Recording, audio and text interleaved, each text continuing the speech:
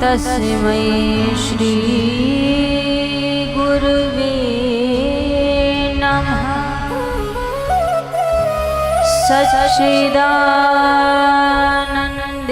सच्चिदानन्दरूपाय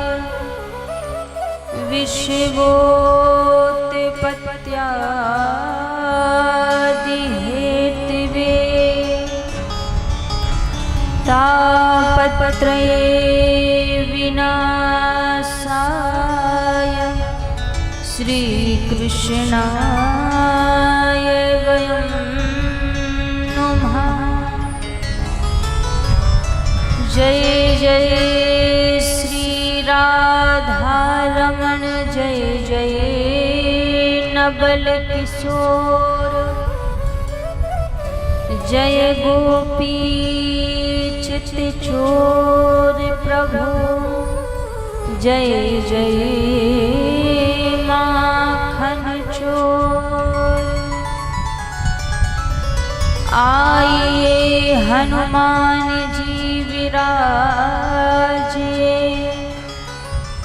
कथा कहूँ मति अनुसार प्रेम सहित आसन लगो विराजिए पवन कुमार। हरे कृष्ण कृष्ण कृष्ण हरे हरे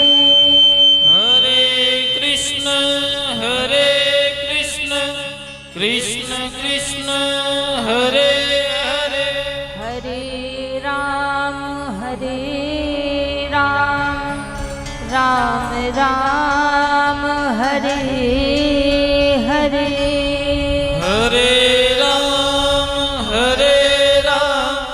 राम राम हरे हरे। बोलिए श्री बांके बिहारी लाल की राधा रानी सरकार की जय हो। भागवत महापुराण की जय हो। श्री हनुमान जी महाराज की जय हो। नगर देवता की जय हो।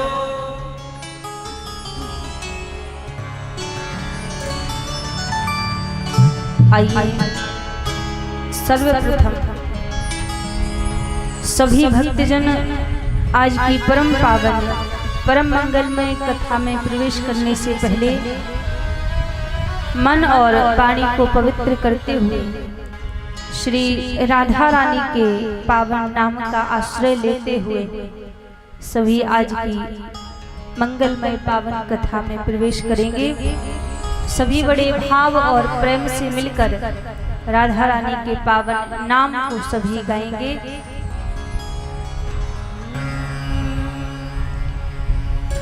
राधे किशोरी दया करो राधे किशोरी दया करो राधे किशोरी दया करो राधे किशोरी दया करो श्यामा लाडली दया करो श्यामा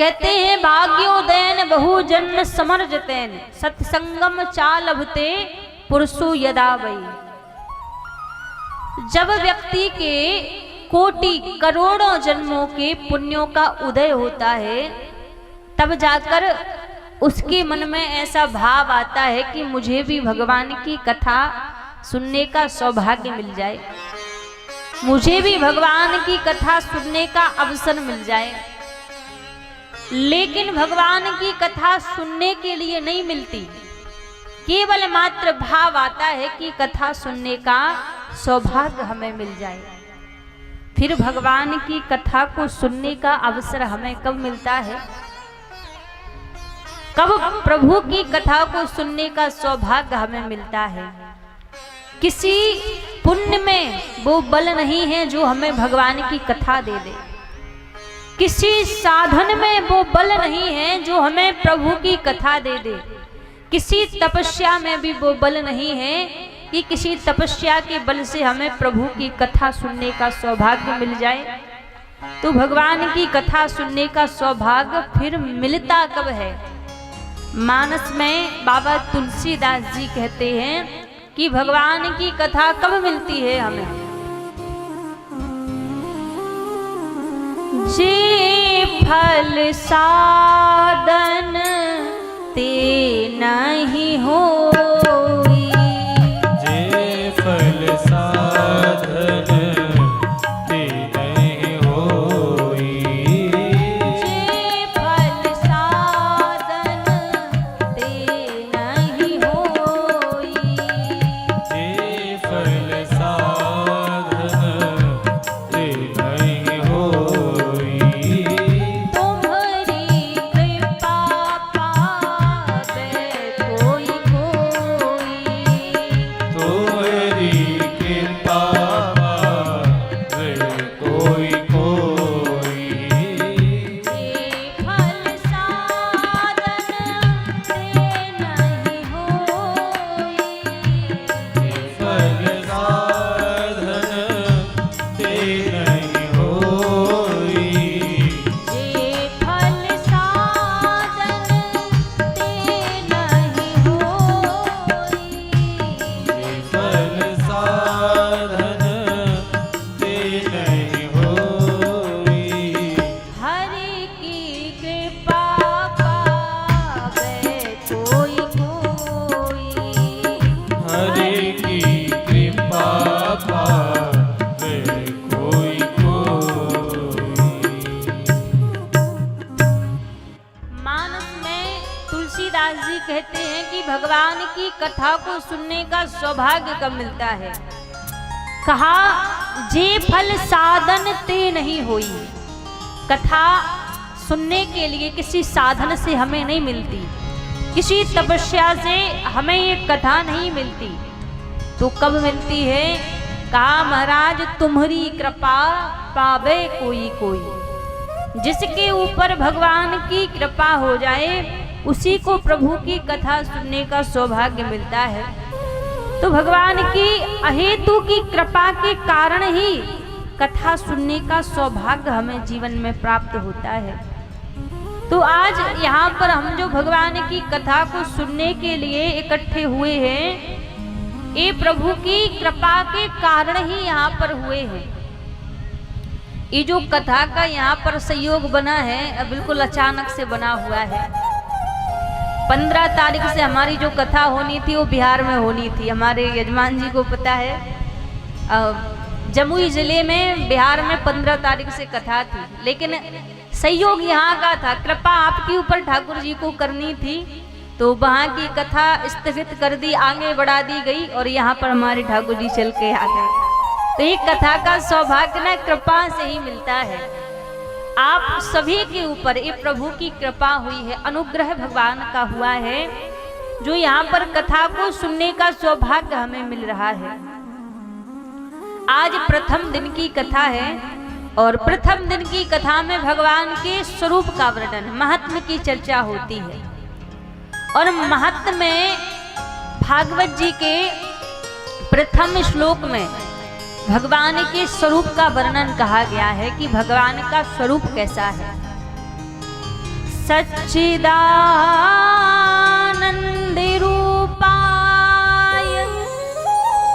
विषभूतिपत्यादिहेतवे तापत्रये विनाशाय श्रीकृष्णाय वयं नुमः। भागवत जी के महत्व में प्रथम श्लोक में भगवान के स्वरूप का वर्णन कहा कि भगवान का स्वरूप कैसा है। कहा सच्चिदानंद रूपाय, भगवान का रूप कैसा है, सच्चिदानंद स्वरूप है। अब सच्चिदानंद स्वरूप में 3 शब्द आते हैं, सत्य, चित और आनंद। अब इसमें कहा महाराज सत्य किसे कहते हैं? सत्य कहिए जो बिल से नाही, जिसका ना कभी जन्म होता हो और ना ही कभी मृत्यु होती हो, वो सत्य कहलाता है। हम और आप सत्य नहीं है, क्योंकि हमारा जन्म भी होता है, हमारी मृत्यु भी होती है। तो इस संसार में कहा सत्य परमात्मा का स्वरूप है। भगवान का ना ही कभी जन्म होता है और ना ही प्रभु की कभी मृत्यु होती है। आज हम हैं तो आज भी परमात्मा है, आज भी भगवान है। कल जब हम नहीं रहेंगे तो कल भी भगवान रहेंगे, कल भी परमात्मा रहेगा। और जब हम इस संसार में नहीं थे तब भी भगवान संसार में था, प्रभु संसार में थे। तो सत्य भगवान का स्वरूप है। फिर दूसरा शब्द कहा चित, चित अर्थात चैतन्य, भगवान चैतन्य स्वरूप है। चैतन्य का अर्थ क्या होता है? आज जब हम मंदिर में भगवान के दर्शन करने के लिए जाते हैं या किसी के घर में ठाकुर जी का कोई विग्रह देखते हैं तो हम भगवान को क्या कहते हैं? कई लोग तो मंदिर में भी जाकर कह देते हैं कि अरे भगवान की मूर्ति बड़ी सुंदर है। कई लोग भगवान को पत्थर जानते हैं, कहते हैं तो पाषाण की मूर्ति है, कोई कहता है पीतल की मूर्ति है और कोई कहता अष्ट धातु की मूर्ति है। लेकिन आपसे कहें भगवान मूर्ति नहीं है, भगवान कोई पाषाण का विग्रह नहीं है प्रभु का। ये आपका भाव है कि आप उनको पाषाण बोल रहे हैं। भगवान चैतन्य है। आपके घर में जो ठाकुर जी विराजे हैं, यदि आपके हृदय में चैतन्यता का भाव आ जाए तो वो आपके घर के ठाकुर जी भी आपके संग में लीला करने लग जाएं। और चैतन्यता का भाव यदि आपके हृदय में नहीं है तो आप वृंदावन चले जाओ, अयोध्या चले जाओ, कहीं भी चले जाओ, आपको भगवान नहीं मिलेंगे। हर जगह फिर आपको वही पाषाण, पीतल, अष्ट धातु ही दिखाई देगा। तो इसीलिए कहा कि भगवान को कभी भी मूर्ति कहकर संबोधित नहीं करना चाहिए। शास्त्रों में तो यहाँ तक कहा है कि जो भगवान को मूर्ति कहता है ना, उसको पाप लगता है। इसलिए कहीं भी आपको ठाकुर जी दिखें, मंदिर में हो या घर में हो, किसी के यहाँ भी हो, तो उनको मूर्ति नहीं कहना चाहिए, उनको पाषाण नहीं कहना चाहिए, क्योंकि प्रभु चैतन्य है। ये हमारे भाव के ऊपर है। हमारा भाव यदि निर्मल है, हमारे हृदय में प्रेम अत्यधिक है, तो जो हमारे घर में ठाकुर जी बैठे हैं वो भी बोलने लग जाएं। तो ठाकुर जी की भक्ति हमारे भाव के ऊपर है। कई लोग क्या करते हैं, घर में भगवान को बिठा के रख लेंगे, ठाकुर जी को ले आएंगे, घर में बिठा लेंगे। अब बेचारे ठाकुर जी 4-4, 6-6 दिन तक भूखे ही बैठे हैं, उनको कुछ भोग ही नहीं लगाते। क्यों? क्योंकि हमारे हृदय में वो भाव ही नहीं है। हम मानते नहीं कि प्रभु हमारे बैठे हैं। हमें तो ये लगता है कि इनको थोड़ी भूख लगती होगी, इनको कहाँ प्यास लगती होगी। जब हमारे हृदय में ये भाव आ जाए कि जिन चीजों से हमें तकलीफ होती है उन चीजों से प्रभु को भी तकलीफ होती है, और जिन चीजों से हमें प्रसन्नता मिलती है उन सभी चीजों से भगवान को भी प्रसन्नता मिलती है। जो कार्य हम हमारे लिए करना चाहते हैं वो कार्य भगवान के लिए भी करो, तभी भक्ति सच्ची कहलाएगी। वरना भगवान ऐसी विराजे हैं और उनको ना भोग लगा रहे हैं, ना उनको सुला रहे हैं, ना स्नान करा रहे हैं, तो इससे बढ़िया है तो ठाकुर जी को लेकर ही नहीं आओ, कम से कम सेवा का अपराध तो नहीं बनेगा। क्योंकि ठाकुर जी का स्वरूप चैतन्यता का है। घर में जो भगवान बैठे हैं ना, वो भी सोचते हैं। हम सबसे बात करते हैं, घर परिवार में जितने लोग होंगे हम सबसे बात करेंगे, आस पड़ोस वालों से तक बात करते हैं, लेकिन कभी घर में जो ठाकुर जी बैठे उनसे बात करते हो?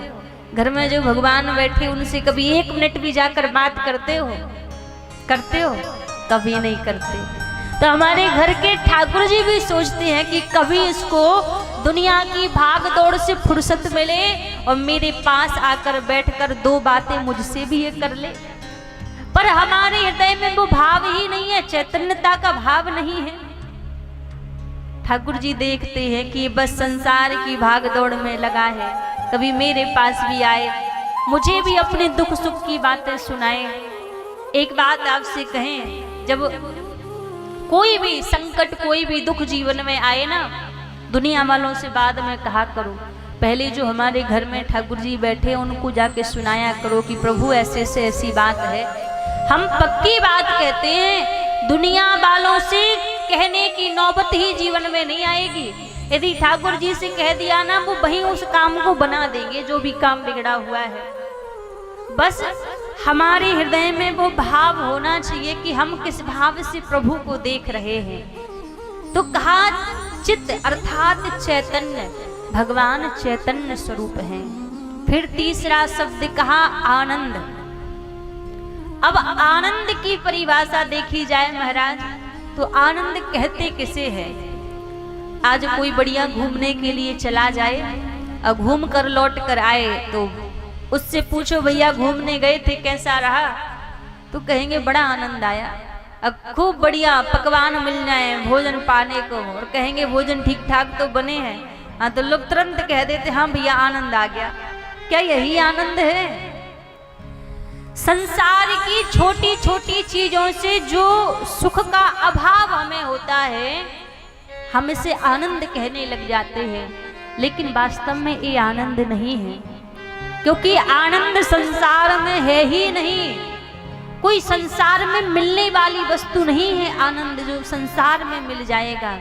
आनंद कहीं है तो भगवान के श्री चरणों में आनंद है। जो सच्चिदानंद भगवान स्वयं आनंद के सागर हैं, जो आनंद सिंधु सुख राशि सी करते त्रिलोक सुपासी, जो भगवान स्वयं आनंद के स्वरूप है। तो आनंद संसार की चीज नहीं है। आनंद सुख कहीं चाहिए तो वो केवल मात्र परमात्मा के श्री चरणों में मिलता है। तो इसीलिए कहा सच्चिदानंद रूपाय, भगवान सच्चिदानंद स्वरूप है। फिर कहा विश्वोत्पत्त्यादि हेतवे, इस संसार में विश्व को बनाने के कारण भी प्रभु है और संसार का पालन पोषण ही परमात्मा करते हैं और इस संसार में प्रलय का कारण भी परमात्मा ही है। ब्रह्मा के रूप में इस संसार को प्रभु बनाते हैं और विष्णु के रूप में इस संसार का पालन पोषण करते हैं और शिव के रूप में संसार में प्रलय कर देते हैं।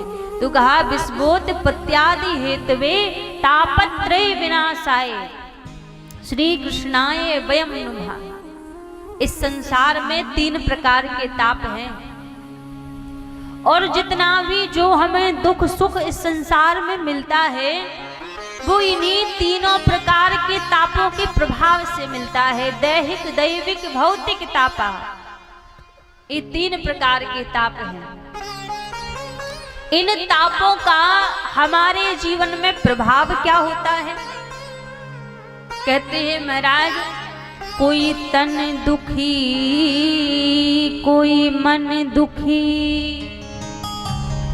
कोई धन बिन रहत उदास, थोड़े थोड़े सब दुखी सुखी राम के दास।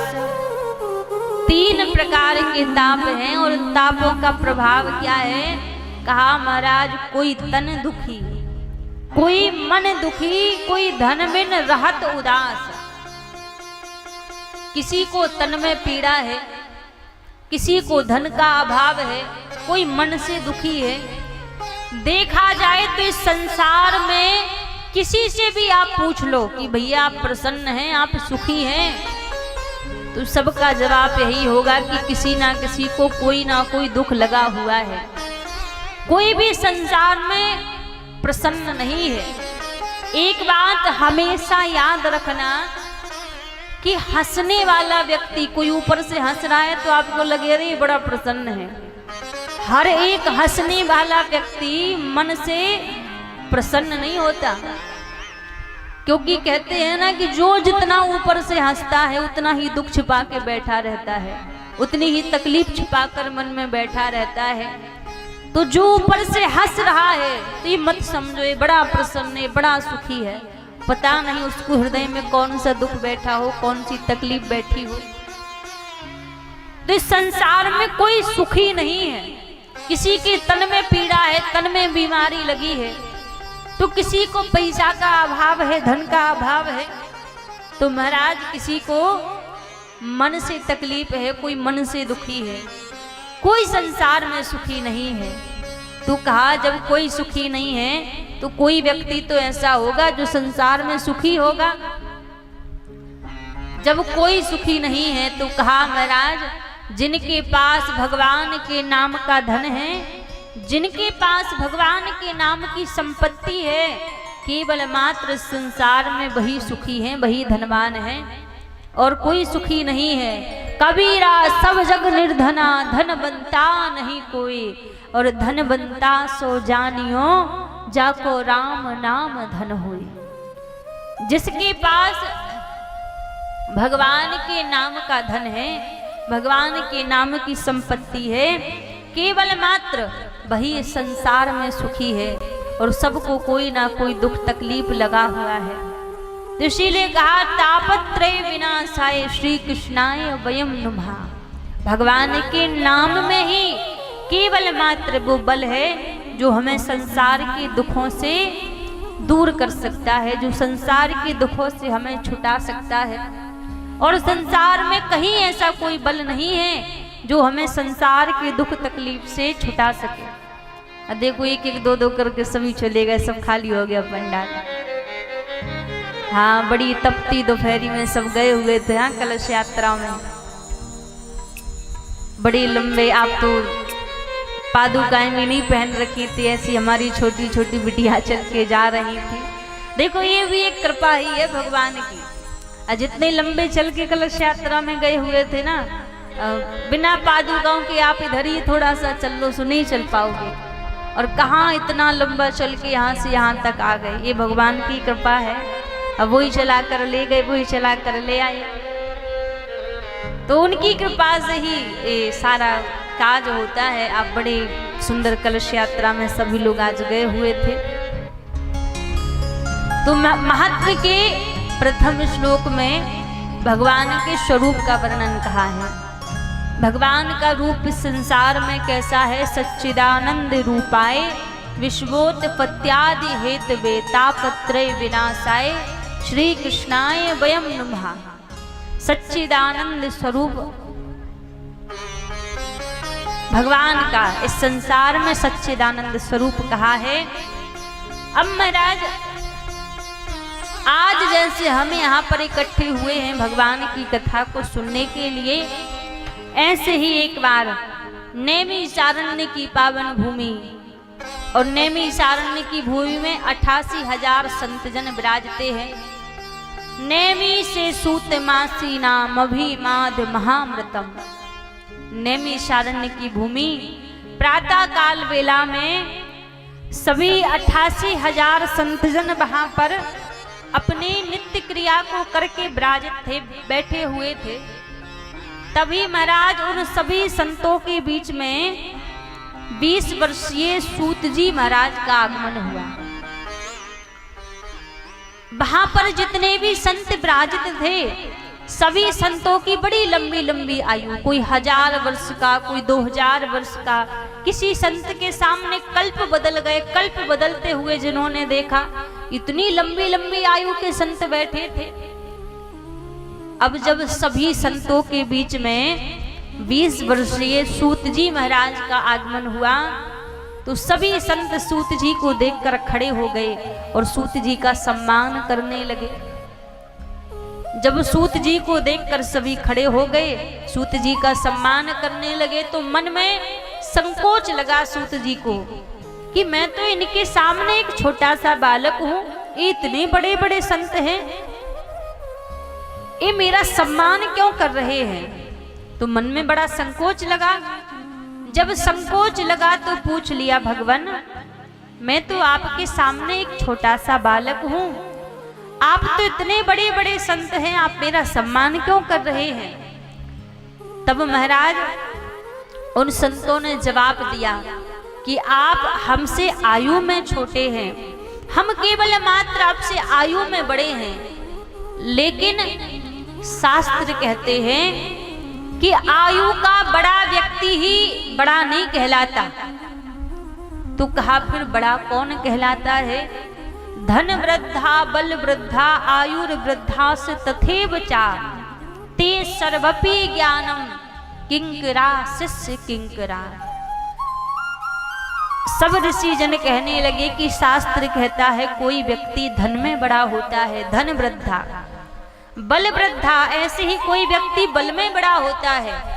फिर कहा आयुर वृद्धा से तथेव चा, ऐसे ही कोई व्यक्ति आयु में बड़ा होता है, लेकिन वास्तव में ये बड़े नहीं कहलाते। फिर बड़ा कौन कहलाता है। कहा ते सर्वपि ज्ञानम, जो ज्ञान में बड़ा है, बड़ा वही कहलाता है। और शौनक ऋषि कहने लगे महाराज हम केवल मात्र आपसे आयु में बड़े हैं और आप हमसे ज्ञान में बड़े हैं, इसलिए हम आपका सम्मान कर रहे हैं। जैसे ही कहा और तुरंत ही फिर सूत जी महाराज से प्रश्न कर दिया। कहा भगवान हमारे हृदय में जो अज्ञान रूपी अंधकार बैठा हुआ है, इस अज्ञान रूपी अंधकार को मिटाने के लिए आप हमें कृष्ण कथा श्रवण कराइए, भगवान की कथा हमें सुनाइए, जिससे हमारे मन में बैठा अज्ञान दूर हो जाए। जैसे ही प्रश्न कर दिया सूत जी महाराज तो बड़े प्रसन्न हुए कि बड़ा अच्छा आपने प्रश्न किया है, क्योंकि कभी भी जीवन में किसी संत का सानिध्य हमें मिले तो संतों के पास जाकर हमें दुनिया भर के प्रश्न नहीं करने चाहिए। संतों के पास जाकर घर परिवार दुकान परिवार इस सब के बारे में नहीं पूछना चाहिए। संतों के पास जाकर तो एक ही प्रश्न करना चाहिए कि भगवान हमें प्रभु कैसे मिलेंगे, गोविंद कैसे मिलेंगे। एक ही प्रश्न संतों के पास होना चाहिए हमारा। आज जब शौनक ऋषियों ने प्रश्न किया तो उस प्रश्न को सुनकर बड़े प्रसन्न हो गए सूत जी। कहा आपने बड़ा अच्छा प्रश्न किया है। व्यक्ति का जीवन है क्या, हमारा जीवन क्या है, क्या इतने के लिए ही हमें जीवन मिला है। सुबह जाग के महाराज भोजन इत्यादि किया, भोजन पानी बना के घर परिवार के काम में लगे, साँझ को फिर भोजन किया, फिर सो गए, दूसरे दिन फिर जागे, फिर यही क्रिया की। क्या यही हमारा जीवन है। हम केवल खाने कमाने के लिए यहाँ पर आए हैं। अब खाना कमाना तो एक पशु पक्षी जानवर भी कर लेता है। जितना हम करते हैं, एक इंसान होकर यदि खाने कमाने के लिए जीवन चल रहा है तो इतना तो एक जानवर भी करता है, एक कुत्ता बिल्ली भी कर लेती है। तो फिर एक इंसान में और जानवर में अंतर क्या रहा। एक जितने कार्य एक इंसान करता है वो सारे कार्य एक जानवर पशु पक्षी भी करता है। हम आप भोजन करते हैं ना, तो एक जानवर भी भोजन करता है। हम आप सोते हैं तो एक जानवर भी सोता है। एक इंसान बच्चे पैदा करता है तो एक जानवर भी बच्चे पैदा करता है। एक इंसान मेहनत करके घर बनाता है, पैसा रुपया जोड़ता है ना, तो एक जानवर भी तिनका तिनका जोड़ जोड़ कर अपना घर बनाता है। फिर कौन सा काम बचा है जिसको एक इंसान कर रहा है वो जानवर नहीं कर रहा हो? सारे काम कर रहा है। अकेले में विचार करके देख लेना, ऐसा कौन सा काम जो हम करते हैं वो एक जानवर ना करता हो? वो सारे काम एक पशु पक्षी जानवर भी करता है। जितने सारे काम हम आप करते हैं, केवल मात्र एक काम ऐसा है जिसको केवल एक इंसान कर सकता है, एक जानवर नहीं कर सकता। और उसी कार्य से एक इंसान की पहचान होती है कि हम इंसान हैं और ये पशु पक्षी जानवर हैं। कौन सा काम है? कभी किसी कुत्ता बिल्ली को देखा कि माला लेकर राम राम कर रहा हो? देखा कभी? कभी किसी जानवर को देखा कि कथा में जाकर भगवान की कथा सुन रहा हो? कभी किसी जानवर को देखा कि वृंदावन तीर्थ यात्रा पर जाकर भगवान के दर्शन कर रहा हो? कभी नहीं देखा। केवल मात्र एक यही काम ऐसा है जिसको एक इंसान कर सकता है, एक जानवर नहीं कर सकता। और इस मानव की देह को प्राप्त करके यदि हम भगवान का भजन नहीं कर पाए, प्रभु को याद नहीं कर पाए, तो हम में और उस जानवर में कोई अंतर नहीं है। हम भी उस जानवर के बराबर हैं। और सच कहा जाए तो आजकल संसार में देखोगे ना, तो इंसान कम जानवर ज्यादा भरे पड़े हैं। ना उनके हृदय में दया है, ना दीनता है, ना सत्य असत्य का ज्ञान है। तो भैया ऐसा जीवन तो फिर एक जानवर का ही होता है। जिनके हृदय में भगवान की भक्ति नहीं है ना, उनके लिए तो मानस में बाबा तुलसीदास जी यहाँ तक कहते हैं कि वो व्यक्ति जिंदा नहीं है, मरा हुआ है। जिसके हृदय में प्रभु की भक्ति नहीं है, उनके लिए तो बाबा तुलसीदास जी ने कहा है, जिन हरि भगति हृदय नहीं आनी, जिन हरि भगति हृदय नहीं आनी, जिन हरि भगति हृदय नहीं आनी, जिन हरि भगति हृदय नहीं आनी, जीवित सब समाते ही प्राणी, जीवित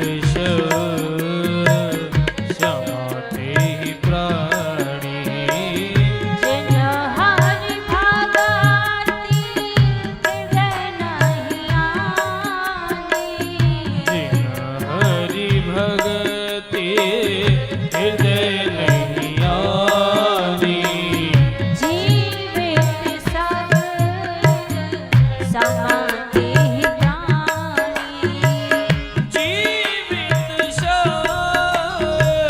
समाते ही प्राणी।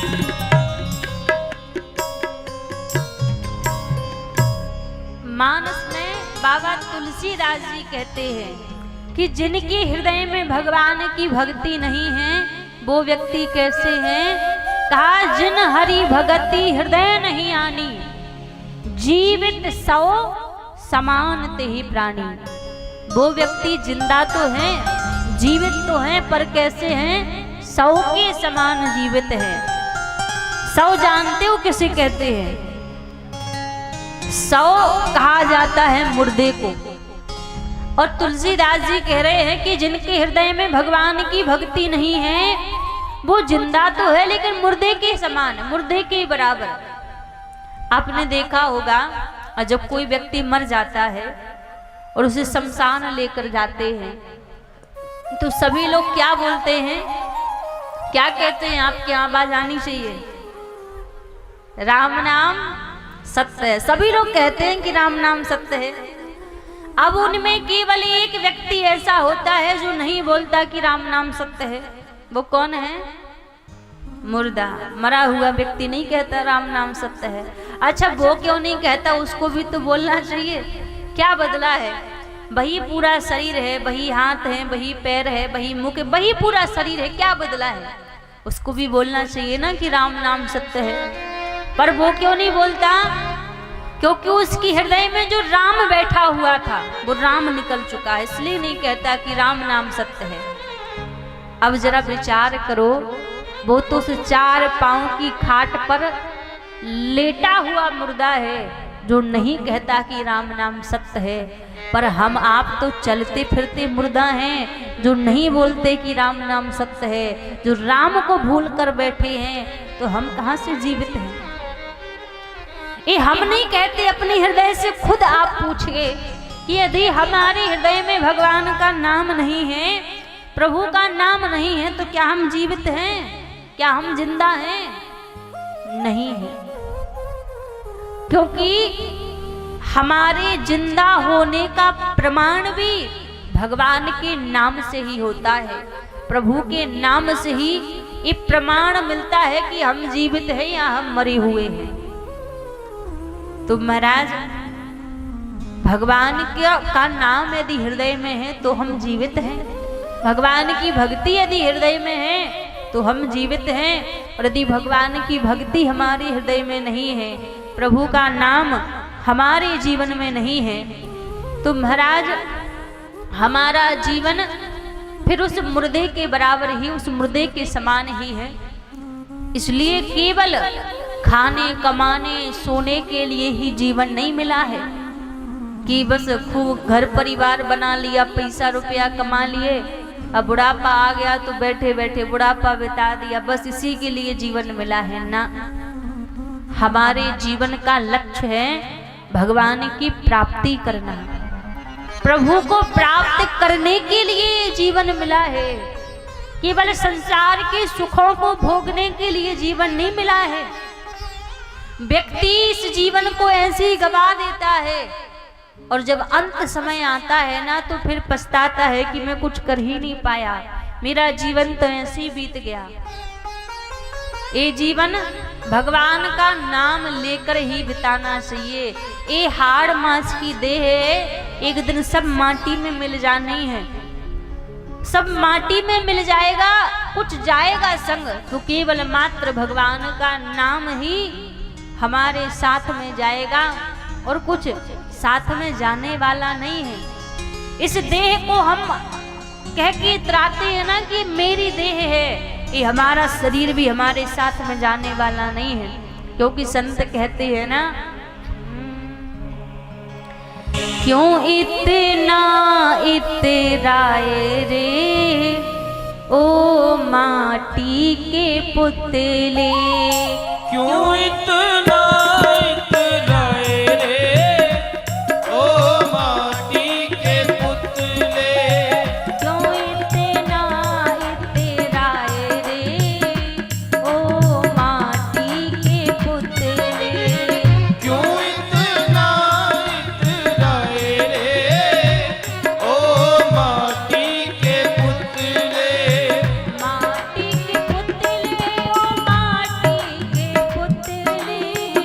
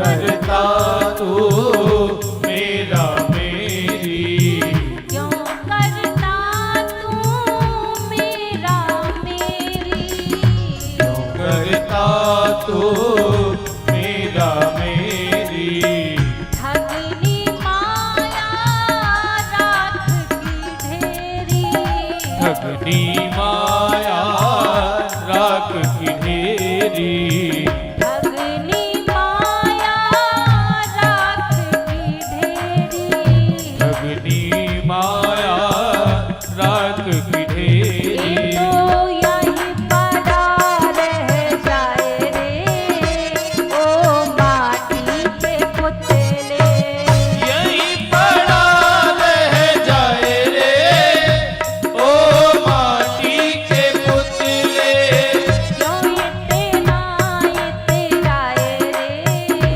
ओ माटी के पुतले, क्यों इतना इतराए रे, ओ माटी के पुतले। कांकरी बिहारी लाल की जय हो।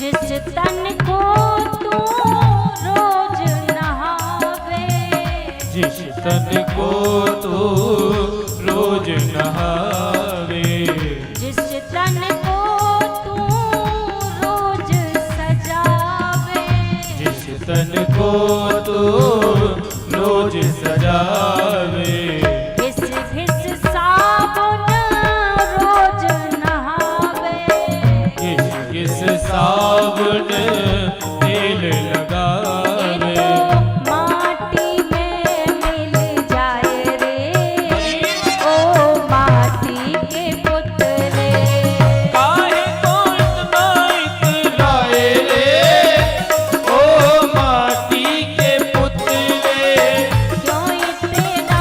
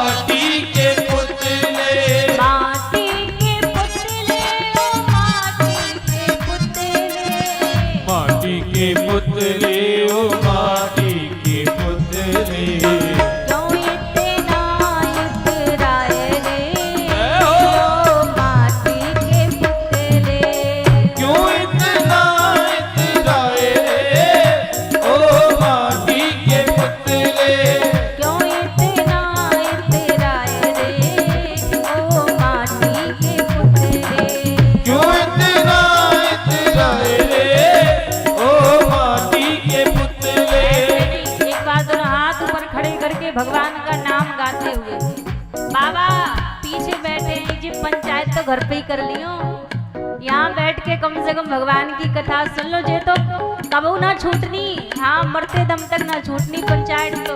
दोनों हाथ ऊपर खड़े करके भगवान का नाम गाते हुए बोलो श्री राम जय राम जय जय राम बोलो श्री राम जय राम जय जय राम बोलो श्री राम जय राम जय जय राम बोलो श्री राम जय राम जय जय राम बोलो श्री राम जय राम जय जय राम बोलो श्री राम जय राम जय जय राम बोलो श्री राम जय राम जय जय राम बोलो श्री राम जय राम जय जय राम बोलो श्री राम जय राम जय जय राम बोलो श्री राम जय राम जय जय राम बोलो श्री राम जय राम जय जय राम बोलो श्री राम जय राम जय जय राम बोलो श्री राम जय राम जय जय राम बोलो श्री राम जय राम जय जय राम बोलो श्री राम जय राम जय जय राम बोलो श्री राम जय राम जय जय श्री राम। बोलिए बांके बिहारी लाल की जय हो महाराज। ये जो जीवन है ना, जितना हम लगे हुए हैं संसार के पीछे भागा दौड़ी में, सब यहीं रह जाना है। कुछ भी हमारे साथ में जाने वाला नहीं है। यदि कुछ साथ में जाएगा तो केवल मात्र जितना हमने भगवान का भजन किया है, जितना प्रभु को याद किया है, केवल वही हमारे साथ में जाएगा। लोग कहते हैं ना खाली हाथ आए थे खाली हाथ जाओगे, पर ये बात हम नहीं मानते कि खाली हाथ जाओगे। गलत कहते हैं लोग कि खाली हाथ जाओगे। खाली हाथ आए थे पर खाली हाथ जाओगे नहीं। जो कर्म तुमने किए हैं ना, वो कर्म तो साथ में लेकर जाओगे, उनको कहाँ छोड़कर जाओगे। कर्म कभी किसी का पीछा नहीं छोड़ते। आप सोचो कि हम कर्मों से भाग जाएं, कर्मों से छिप जाएं, तो कहीं आप कर्मों से छिप नहीं सकते। इस संसार में आप कितना भी प्रयास कर लो और आप विचार करो कि इस दुनिया के हमने जो कर्म कर दिए हैं उनके फल ना भुगतने पड़े, तो ऐसा असंभव है। जो कर्म हमने किए हैं वो एक एक कर्मों का हिसाब हमें देना पड़ेगा। इसलिए जो कर्म व्यक्ति करता है वो कर्म साथ में लेकर जाता है। और कुछ हमारे काम यदि आने वाला है तो केवल मात्र जितना हमने प्रभु का नाम लिया है, भगवान का भजन किया है, केवल वही प्रभु का नाम, वही भगवान का भजन ही हमारे काम आने वाला है। तो आज जब सूत जी महाराज के निकट शौनक ऋषियों ने प्रश्न किया कि हमारे हृदय में जो अज्ञान रूपी अंधकार भरा हुआ है, इस अज्ञान रूपी अंधकार को मिटाने के लिए आप हमें कृष्ण कथा सुनाइए, भगवान की कथा सुनाइए। सूत जी बड़े प्रसन्न हो गए कि आपने बड़ा अच्छा प्रश्न किया। आपके हृदय में भगवान की कथा को श्रवण करने की जिज्ञासा प्रकट हुई, क्योंकि ये भगवान की वो कथा है जो स्वर्ग के देवी देवताओं को भी सुनने के लिए नहीं मिलती। जब सुखदेव जी महाराज राजा परीक्षित को भागवत की कथा सुना रहे थे, उस समय स्वर्ग से देवता अमृत का कलश लेकर सुखदेव जी महाराज के निकट पहुंचे और कहा, महाराज राजा परीक्षित को 7 दिन में मरने का श्राप है, आप ऐसा करो, हम स्वर्ग से अमृत लेकर आए हैं, ये अमृत आप राजा परीक्षित को पिला दो, राजा परीक्षित अमर हो जाएंगे। और ये जो स्वर्ग का अमृत परीक्षित को पिला दो, और ये जो कथा रूपी अमृत है आप ये हमें पान करा दो। तब सुखदेव जी महाराज ने देवताओं से कहा कि कहाँ आप एक मणि के सामने कांच का टुकड़ा दिखा रहे हैं। मानो महाराज ये जो भागवत है, ये भागवत मणि के समान है और इसके आगे स्वर्ग का अमृत भी एक कांच के टुकड़े के बराबर है। क्योंकि स्वर्ग में व्यक्ति तभी तक रहता है जब तक उसके पुण्य उसके पास में होते हैं, तब तक उसको स्वर्ग में रहने के लिए मिलता है। और जब पुण्य नष्ट हुए उसको दोबारा इसी मृत्यु लोक में आना पड़ता है, इसी संसार में आना पड़ता है।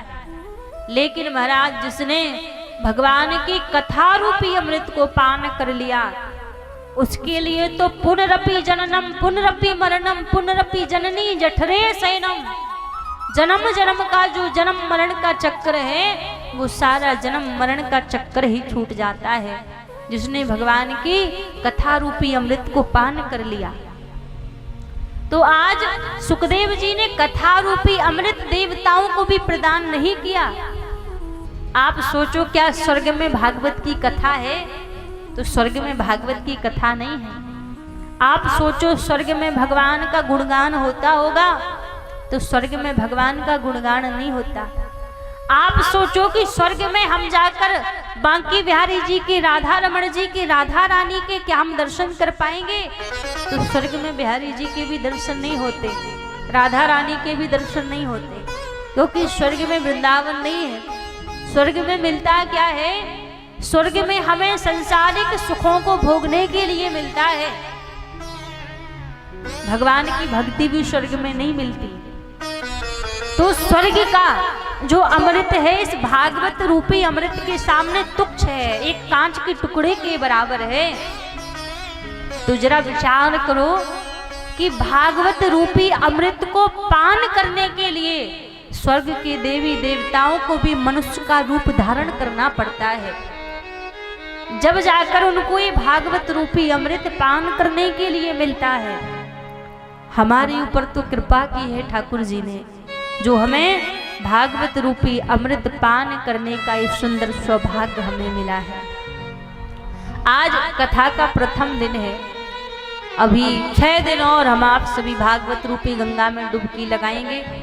आज पहले दिन ही हम आपसे कह दें, आप जब कथा सुनने के लिए बैठोगे ना, तो कोई संसार की कामना लेकर आप कथा के निकट मत बैठिएगा। क्योंकि संसार की जो कामनाएं हैं, संसार की जो इच्छाएं हैं, जो हमारे भाग्य में होगी, जो मिलनी होगी, वो हमें मिल जाएंगी। आप संसार की चीजें भागवत जी से मांगोगे तो उनको देना कोई बड़ी बात नहीं है। संसार के सुख भागवत जी तत्क्षण प्रदान कर देंगे, कोई बड़ी बात नहीं है। लेकिन बात तो तब बने जब भागवत जी के निकट बैठकर श्याम सुंदर को मांगा जाए, श्याम सुंदर की भक्ति को मांगा जाए, तब तो कथा को सुनना हमारा सफल हो गए, सार्थक हो गए। क्योंकि संसार में ऐसा कोई स्थान नहीं है जहां पर जाकर आप भगवान की भक्ति मांग सकते हो, भगवान का प्रेम मांग सकते हो। एक केवल मात्र भागवत जी के निकट बैठकर ही एक व्यक्ति भगवान की भक्ति भी मांग सकता है, भगवान का प्रेम भी मांग सकता है। तो यहाँ बैठकर आप 7 दिन भगवान की भक्ति की ही कामना रखना कि हे नाथ कृपा कर दो, आपकी करुणा की एक बूंद हमें भी मिल जाए, आपकी भक्ति की एक बूंद हमें भी मिल जाए। यदि एक बार प्रभु की नजर हमारे ऊपर पड़ गई ना, तो इस जन्म मरण की 84 लाख योनियों से जो बिगड़ी हमारी चली आ रही है वो एक क्षण में बन जाएगी। तो संसार की चीजें आप भागवत जी से मत मांगना, क्योंकि संसार की सुख, संसार की चीजें जो हमारी किस्मत की हैं, जो हमारे भाग्य की हैं, वो तो मिलनी ही है हमें। और हमारे भाग्य में यदि कुछ नहीं है तो वो केवल मात्र भगवान की भक्ति नहीं है। तो भगवान की भक्ति आप भागवत जी से मांगना। आज कथा का प्रथम दिन था और आज कलश यात्रा भी निकली और व्यवस्थाएं कई सारी। आप जानते हैं कोई भी कथा का आयोजन छोटा मोटा तो होता नहीं है, और कितना भी छोटा हो आयोजन उसमें व्यवस्थाएं तो बढ़ ही जाती हैं। तो व्यवस्थाओं के कारण कथा आज देरी से प्रारंभ हुई क्योंकि कलश यात्रा में भी दोपहरी हो गई थी। और कल से जो कथा का समय रहेगा, कल से जो कथा का समय है वो 2 बजे से 6 बजे तक का कथा का समय है। तो सभी अधिक से अधिक संख्या में कल से भगवान की कथा में पधारें और सुंदर हम 3-4 घंटे भगवान की निरंतर कथा को श्रवण करेंगे। क्योंकि माता चर्चा कर रही हैं, हाँ 2 बजे से बता दिया 6 बजे तक। 2 बजे से इसलिए बताया है कि 12 बजे से देखते हो कितनी गर्मी होती है। हाँ गर्मी तो 2 बजे भी होती है, पर कोई बात नहीं, गर्मी को चलने दो। हम भगवान के नाम में लगे रहेंगे तो गर्मी का भी पता नहीं लगेगा। आप सभी को कितने बजे आना है कल से? 2 बजे नहीं आना है, आपको 1:30 बजे आना है। 2 बजे तो हम आ जाएंगे। आप 1:30 बजे आ जाओगे तो 2 बजे एक आरती हो जाएगी और हम यहाँ विराजित हो जाएंगे। 2 बजे से कथा प्रारंभ हो जाएगी।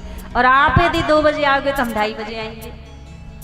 इसलिए आप सभी को 1:30 बजे यहाँ पर आ जाना है और 2 बजे से भगवान की कथा हम आप सभी बड़े आनंद से श्रवण करेंगे।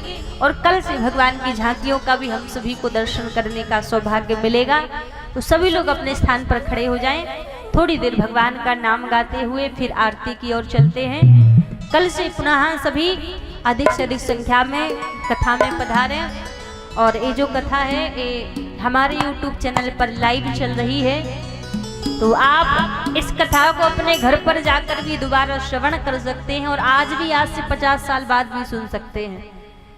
सभी हमारे YouTube चैनल पर जाएं देवी गौरप्रिया जी के नाम से और कथा को सुने। चैनल को भी सब्सक्राइब करें और सभी अपने अपने इष्ट मित्रों को, रिश्तेदारों को भी कथा भेजते रहें ताकि वो भी अपने घर पर बैठकर भगवान की पावन कथा को श्रवण कर सकें। तो आइए सभी लोग 2 मिनट भगवान के नाम को गाते हुए आज की आरती की ओर चलेंगे। बोलिए बांके बिहारी लाल की जय हो।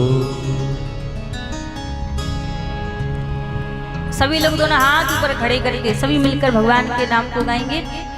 हम हाथ उठा कर कहते हैं हम हो गए राधा रानी के। हम हाथ उठा कर कहते हैं हम हो गए राधा रानी के। हम हाथ उठा कर कहते हैं हम हो गए राधा रानी के। हम हाथ उठा कर कहते हैं हम हो गए राधा रानी के। हम हो गए राधा रानी के।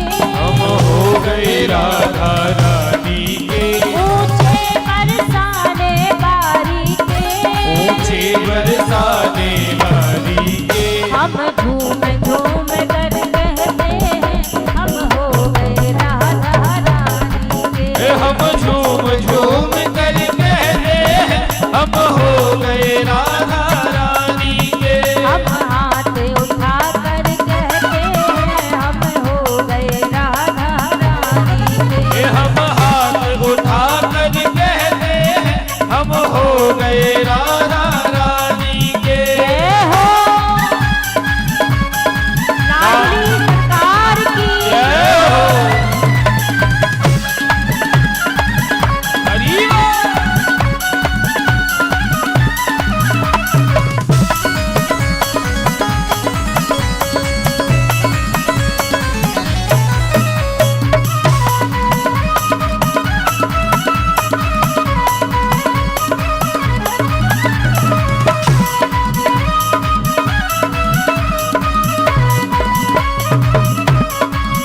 कोई भला कहे या बुरा कहे। कोई भला कहे या बुरा कहे। कोई भला कहे या बुरा कहे। कोई भला कहे या बुरा कहे। आज कहता हो सो कहता रहे। आज कहता हो सो कहता रहे। हम भुजा उठा कर कहते हरि हैं हम हो गए राधा रानी के। हम भुजा उठा कर कहते हैं हम हो गए राधा रानी के। हम हाथ उठा कर कहते हैं हम हो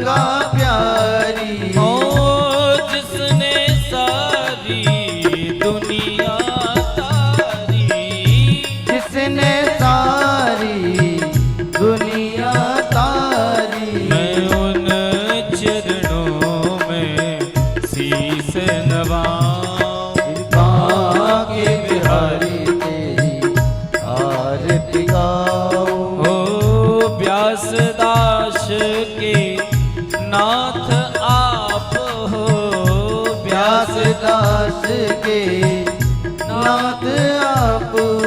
ओ सुख दुख जीवन साथ आप हो, सुख दुख जीवन साथ आप हो। मैं युगल चरण के दर्शन पाऊं। बांके बिहारी तेरी आरती गाऊं। ओ संग सोहे वृष भानु दुलारी, रंग सोहे ब्रस भानु दुलारी। ओ ललिता विशाखा सखियां प्यारी, ललिता विशाखा सखियां प्यारी। मैं वास सदा दावन पाऊं। बांके बिहारी तेरी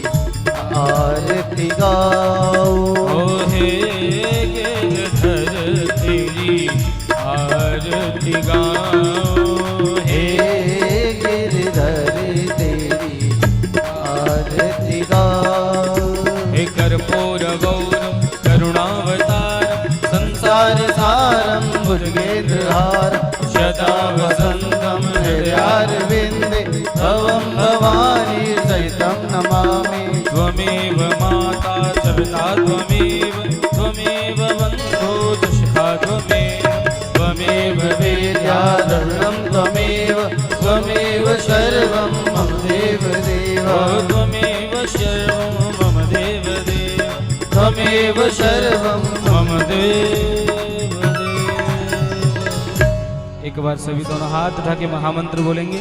महामंत्र के साथ आज की कथा विश्राम करेंगे। सभी दोनों हाथ उठा लें, आरती रख दीजिए। सभी दोनों हाथ उठा के महामंत्र बोले।